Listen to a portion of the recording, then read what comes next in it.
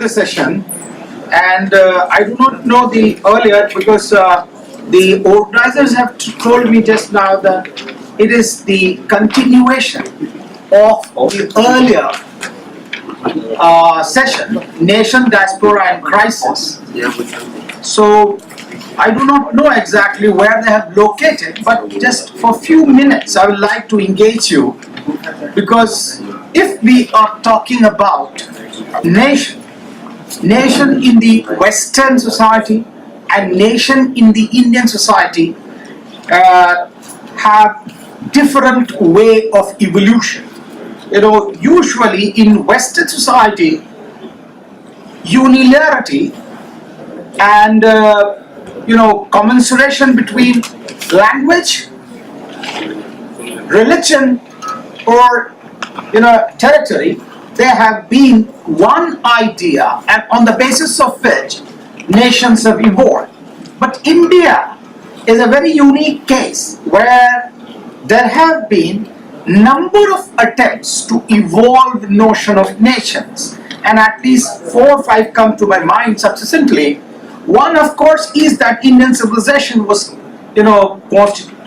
considered to be notion of nation, and this is of course a temporal history in that sense of the term, that civilization can be equated with nation. If that is the case, then world over there would have been only few nations, but that is not the case. The second conceptualization in India was composite culture. The Islamic people as well as Hindu practices were considered to be the notion of nation. Now this is of course problematic because there were many other identities which were left and not considered. So in that context we can see. The third conceptualization of course was religion. Only religion, and the 3 religions they asserted to be nation, and they wanted nation, Islam, Hindus and Sikhs. Then came whether the communities can be evolved with the territory and language, and therefore for the first time nation became political. Now in this context, when look diaspora, Indian diaspora again has a very, very different origin. It is not same as the term which is used very long back for Jews. There is some notion of victimhood as far as diasporas world over are concerned. But Indian diaspora is a very different origin, and in this way, if you look, Indian diaspora, it was not exiled.